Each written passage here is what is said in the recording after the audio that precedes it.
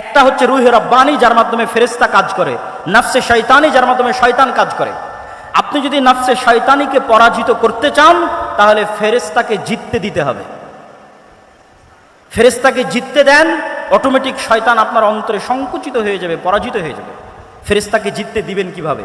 আপনাকে আরেকটা ইসলামের মৌলিক শিক্ষা বলে যাই। সবসময় দেখবেন রাসূল সাল্লাল্লাহু আলাইহি ওয়াসাল্লাম এবং আল্লাহ সুবহানাহু ওয়া তাআলা ফেরেশতা আর শয়তানকে পরস্পরের মুখোমুখি করে দাঁড় করিয়েছে। লা তাদখুলুল মালাইকাতু ফি বাইতিন, ওই বাড়িতে রহমতের ফেরেশতা প্রবেশ করে না যেই বাড়িতে ছবি মূর্তি আছে, যেই বাড়িতে কুকুর আছে। তাহলে কি দাঁড়ালো? ফেরেশতারা কি সবসময়? ফেরেশতারা হচ্ছে লা ইয়ামাসসুহু ইল্লাল মুতাহহারুন, ফেরেশতারা সবসময় পবিত্র থাকে। তাহলে কি দাঁড়ালো? ফেরেশতা ছবি মূর্তি পছন্দ করে না, ফেরেশতা কুকুর পছন্দ করে না, ফেরেশতা সবসময় পবিত্র থাকে।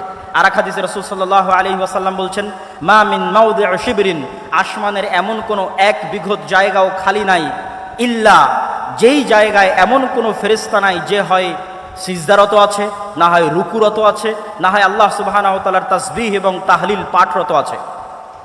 সুবহানাল্লাহি বিহামদিহি সুবহানাল্লাহিল আযীম, আল্লাহ সুবহানাহু ওয়া তাআলার বড়ত্ব এবং মহত্ব বর্ণনা করা অবস্থায় আছে। তাহলে সারমর্ম দাঁড়াচ্ছে, আপনি যদি ফেরেশতাকে জিততে দিতে চান, তাহলে ফেরেশতার স্বভাব আপনার মধ্যে বেশি বেশি নিয়ে আসতে হবে। আপনি আজকে থেকে প্র্যাকটিক্যাল বাস্তবায়ন করেন, থিওরি তো বললাম, প্র্যাকটিক্যাল বাস্তবায়ন করেন। আপনি এখন থেকে উঠে গিয়ে কোনো সময় অপবিত্র হবেন না, কেননা ফেরেশতা অপবিত্র নয়, পবিত্র। যখনই আপনার অজু ভাঙবে তখনই অজু করবেন, যখনই ফরজ গোসল হবে তখনই গোসল করবেন, তথা আপনি সবসময় পবিত্র থাকতেছেন। মানে আপনার অন্তরে আপনি রুহে রব্বানি, ফেরেশতা শক্তিকে বিজয়ী হওয়ার সুযোগ করে দিচ্ছেন। আর আপনার অন্তরে অটোমেটিক শয়তান তখন সংকুচিত হয়ে যাবে, পলাতক এবং পরাজিত হয়ে যাবে। ওই যে আল্লাহর নবী বলল, আমার শয়তান আত্মসমর্পণ করেছে, আপনার শয়তান আত্মসমর্পণ করবে।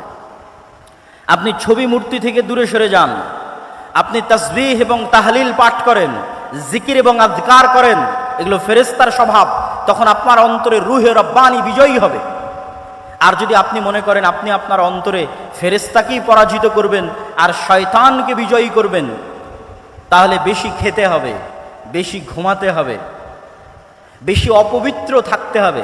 এই জন্য যারা শয়তানের গোলাম হয়, যারা শয়তানের দাস হয়, প্রকৃত অর্থে যারা শয়তানের ইবাদত করে, তাদের ইনস্ট্রাকশনের মধ্যে দেওয়া থাকে তাকে অপবিত্র থাকতে হবে। টানা 40 দিন গোসল অজু কিছুই করা যাবে না, যেখানে পেশাব পায়খানা করবে ওখানেই খাদ্য গ্রহণ করতে হবে, যাতে মানুষকে তার মানুষত্বের জায়গা থেকে নিচে নামানো যায়। মানুষকে আল্লাহ সর্বশ্রেষ্ঠ সৃষ্টি হিসেবে সৃষ্টি করেছে, মানুষকে তার মনুষ্যত্বের জায়গা থেকে নিচে নামানোর জন্যই LGBTQ। ফেরাউন মানুষত্বের জায়গা থেকে নিচে নামেনি কেন? ফেরাউন পুরুষ ছিল, অহংকারের কারণে কাফের হয়ে গেছে, কিন্তু আর মনুষ্যত্বের জায়গা থেকে নিচে নামেনি। নমরুদ কাফের ছিল, মুশরিক ছিল, আবু জাহাল, আবু লাহাব কাফের মুশরিক ছিল, কিন্তু মানুষ ছিল, মানুষত্বের জায়গা থেকে, পৌরুষত্বের জায়গা থেকে নিচে নামেনি। কিন্তু শয়তান আমাকে এবং আপনাকে চায়, বর্তমান পৃথিবী চায়, বর্তমান পৃথিবীর গ্লোবাল সিস্টেম চায় যে মানুষ তো শয়তানের শিক্ষা, শয়তান সম্পর্কে জানুক, এটা তো বহু দূরের কথা। মানুষ যেন শয়তানের গোলাম হতে হতে তার স্বাভাবিক যে চাল চরিত্র আছে সেটি থেকেও যেন নিচে নেমে যায়। এই জন্য আপনাকে যেমন অপবিত্র থাকার প্রতি শয়তান উৎসাহিত করবে, ঠিক তেমনি আপনি পুরুষ আছেন অথচ আপনাকে কল্পনা করতে বলা হবে যেন আপনি নারীর মতো কল্পনা করেন, এটি আপনাকে স্বাভাবিক মানুষ থেকে নিচে নামিয়ে দিবে, ফেরাউনের চেয়ে জঘন্য করে দিবে, আবু লাহাব আবু জাহালের চেয়ে জঘন্য করে দিবে। তখন আপনি শয়তানের পরিপূর্ণরূপে গোলাম হয়ে যাবেন।